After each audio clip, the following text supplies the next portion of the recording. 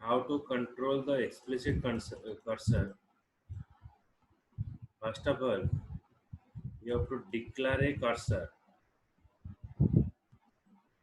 Declare a cursor, create or named a SQL area, then open a cursor.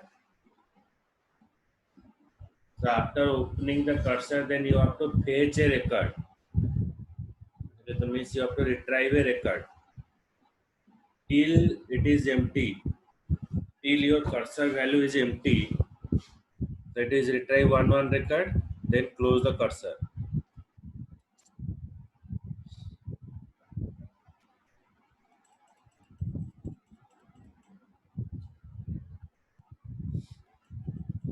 So here, what is happened in the previous slide? In the declarative section PLSQL block, declare the cursor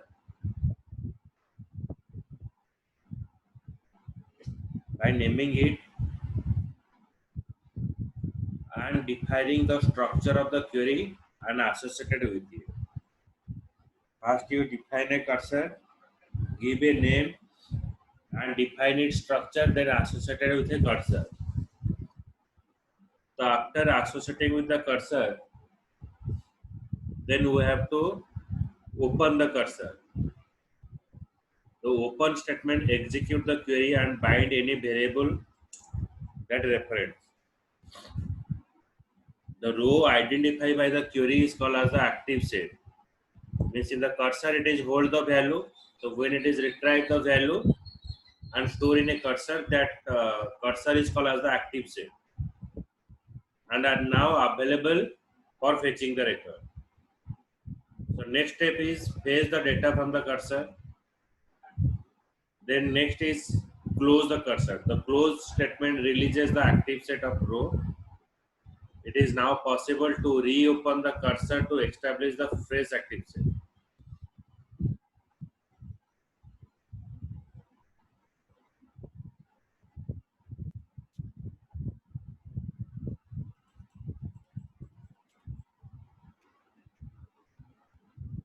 Then controlling the explicit cursor, how you have to control.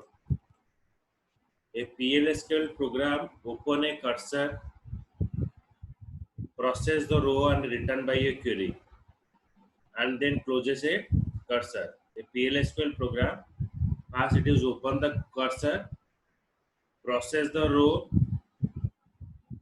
and return the subquery, and then closes the cursor. The cursor mark current position in the active set.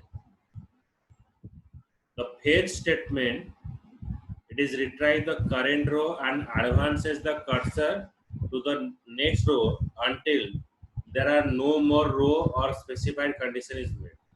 That is all retrieve all the data from the cursor till your element is present in the cursor. So after your work is over or you are fetching all the record from the cursor, then you have to use a close statement which is releases the cursor.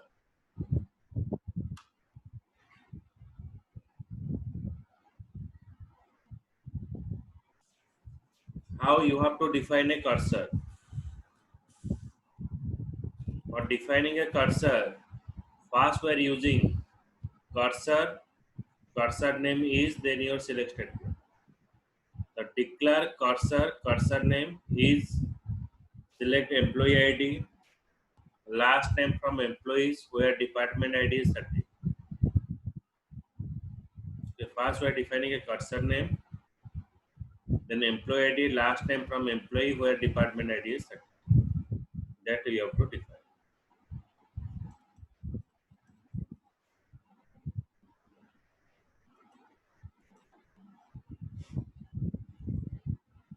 The syntax to declare a cursor is what? First we have to define a cursor name is a PLSQL identifier. Then select statement is a select statement without an into clause. Next is we define a active set of a cursor is determined by the select statement in the cursor declaration. It is mandatory to have into clause for select statement. So when you are using into clause, first you retrieve a record from SQL and store in the cursor. However, note that the select statement in the cursor declaration cannot have the into clause. That is because you are only defining the cursor in the declarative section and not retrieving any row into the cursor. So do not include into clause in the cursor declaration because it is appear later in the page statement. It means what? You are retrieve the value from the cursor, and the value that you are the value that you retrieve in the from the database, that value you have to store in a cursor. So that we are using into clause. You retrieve the value by using of into clause. You store the value in a variable. The cursor can be any valid select statement, including join, subquery, and so on. The CEMP cursor is declared to retrieve employee ID and last name. So here we define a cursor like here it is not defined. Only here it is defined C employee cursor, which is retrieved. So this cursor is retrieved is defined for getting the employee ID and last name. Okay.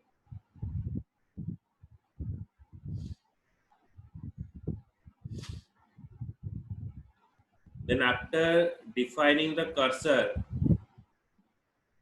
then first statement is what? Now you have to open the cursor, declare the cursor name, then select employee ID last name from employee, where department ID is 30. So we are defining a cursor. So after defining a cursor, we open it, open cursor name.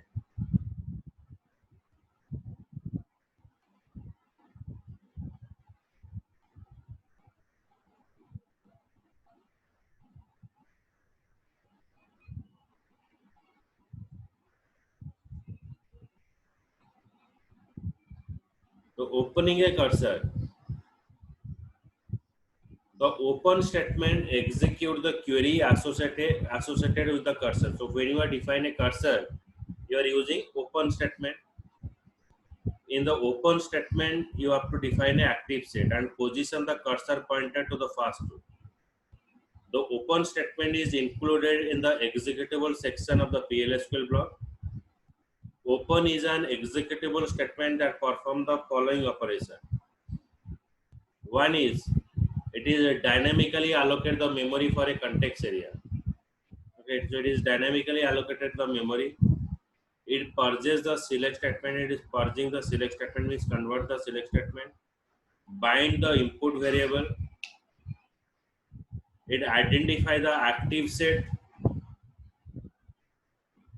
Rows in the active set are not retrieved into variable when open statement is executed.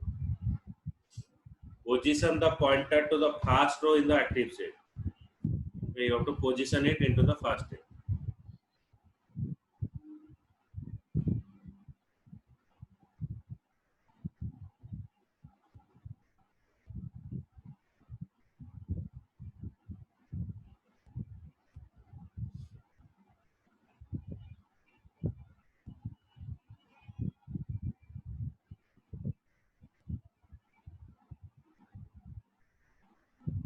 Okay, so here we have to give an example how to fetching a data from the cursor. So if you see this example, declare cursor name. Cursor name is C underscore employee cursor is. Then it is retrieve a record. Which record it is retrieved? Select employee ID, last name from employee where department ID is 30. So it is retrieve a record from department ID 30. And where it has to store. So from the employee table, it is retrieve a employee ID and store into the V underscore employee number. And in employee table last name, it is retrieve the last name and store in the V underscore L.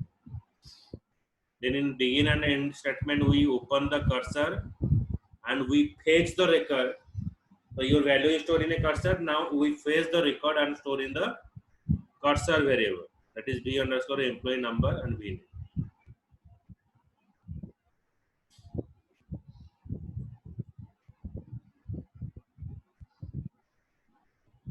is the example that is given here.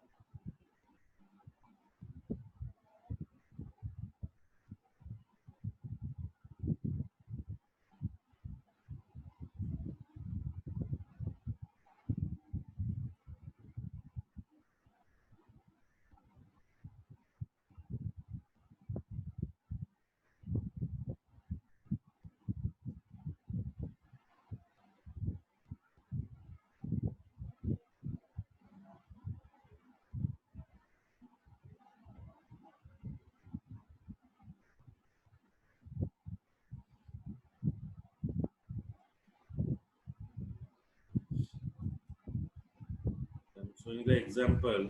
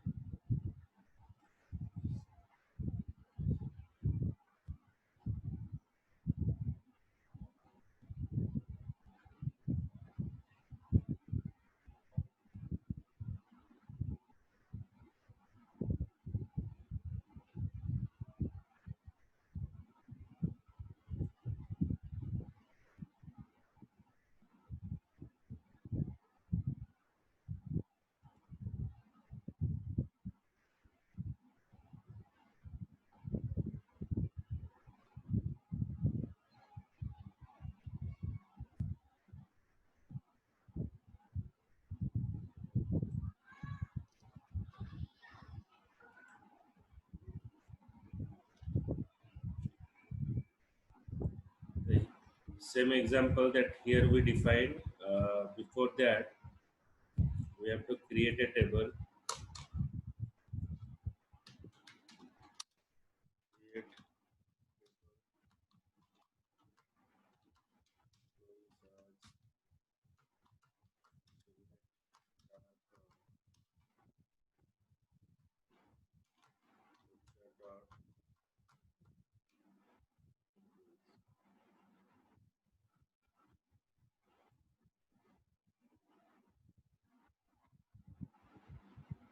creating a table.